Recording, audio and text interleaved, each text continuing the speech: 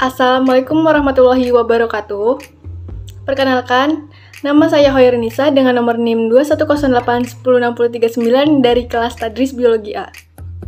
Di sini saya akan menjelaskan mengenai variasi intrapopulasi dalam mata kuliah Zoologi Vertebrata dengan dosen pengampu Ibu Muhimatul Umami SSI MSI.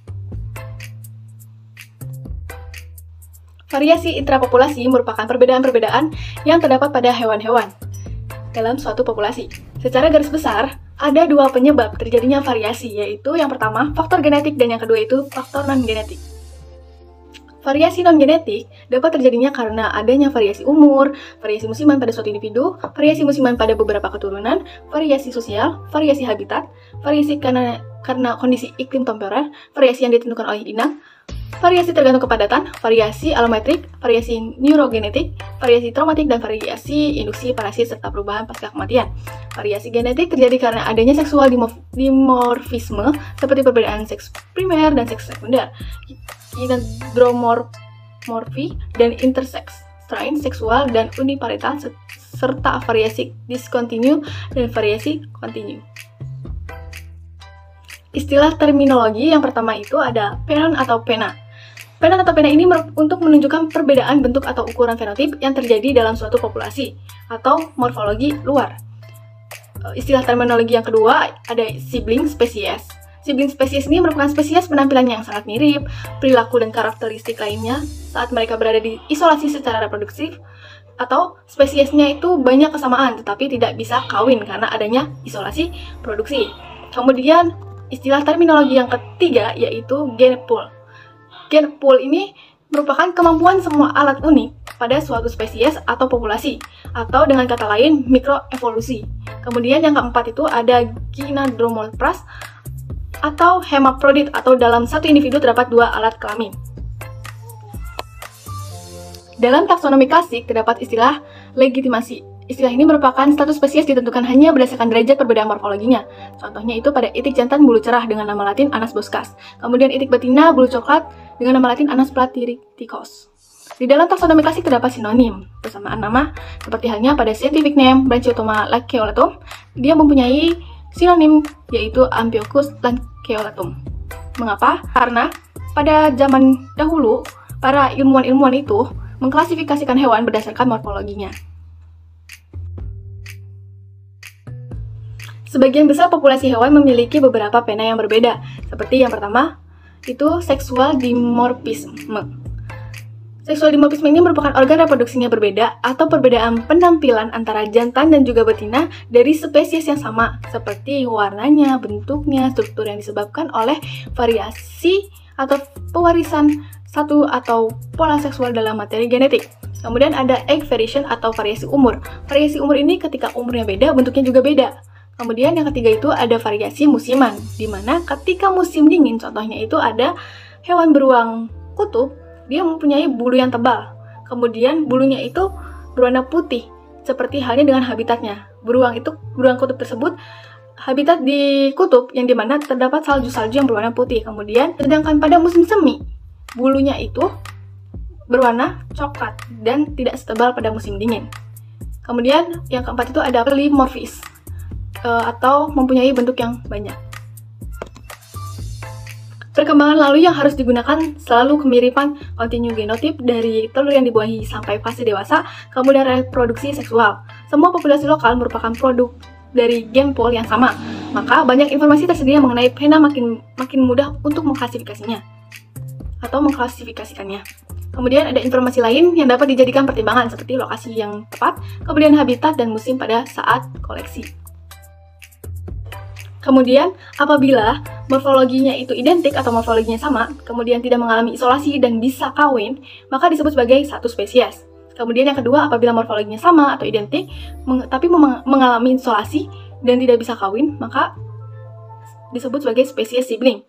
Kemudian apabila morfologinya kelihatannya beda, tidak mengalami isolasi, bisa kawin, maka bisa disebut sebagai satu spesies. Dan apabila morfologinya terlihat beda, kemudian terjadi isolasi dan tidak bisa kawin, maka disebut sebagai beda spesies. Selanjutnya yaitu variasi non-genetik. Variasi non-genetik disebabkan karena faktor selain genetik seperti dikarenakan variasi umur, variasi musiman pada suatu individu, variasi sosial, variasi habitat. Yang pertama itu ada variasi non-genetik, terbagi menjadi beberapa variasi, yaitu variasi umur. Variasi umur ini merupakan hewan akan melewati fase juvenil atau larva yang sangat berbeda dari fase dewasa. Kemudian, fase musiman pada satu individu.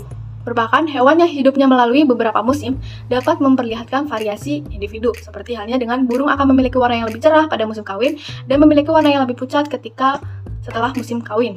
Kemudian ada variasi musiman pada keturunan yang berbeda, seperti anakan yang muncul pada musim dingin akan lebih pucat dari lahir musim panas. Kemudian yang kedua itu ada variasi sosial. Variasi sosial ini biasanya itu pada serangga-serangga.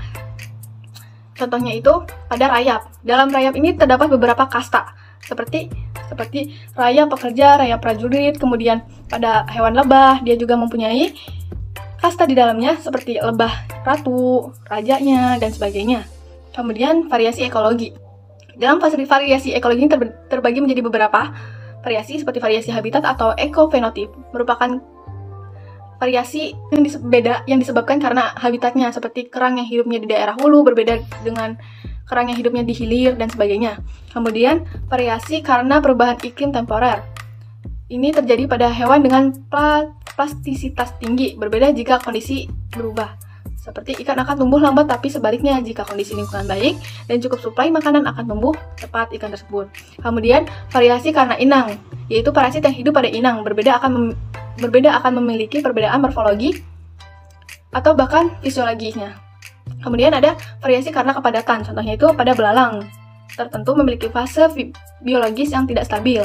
Setiap fase memiliki anatomi, warna, dan karakter tingkah laku yang berbeda. Kemudian variasi alometrik. Variasi alometrik itu merupakan individu dalam populasi yang memiliki pertumbuhan alometrik akan mengakibatkan variasi alometrik atau heterogenik umumnya terjadi pada serangga. Kemudian variasi neurogenik atau neurohumoral, yaitu terfokus pada perubahan warna hewan sebagai respon terhadap lingkungan.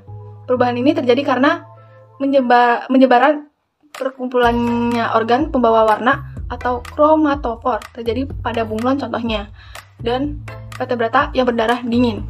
Kemudian ada variasi traumatik. Variasi traumatik ini merupakan variasi induksi parasit, yaitu selain dampak umumnya itu parasitisme seperti pembekakan, kelainan, dan luka mekanik lainnya juga dapat menyebabkan modifikasi struktural. Kemudian perubahan postmortem, yaitu perubahan warna bulu pada burung karena hilangnya komponen volatil dalam warna dan penggunaan bahan kimia sebagai pengawet atau pembunuh seperti cyanida. Selanjutnya yaitu variasi genetik. Variasi genetik ini disebabkan karena adanya faktor keturunan atau faktor gen yang diturunkan oleh induknya kepada keturunannya. Variasi genetik ini meliputi yang pertama, adanya seksual dimorfisme, yaitu variasi berasosiasi kelamin.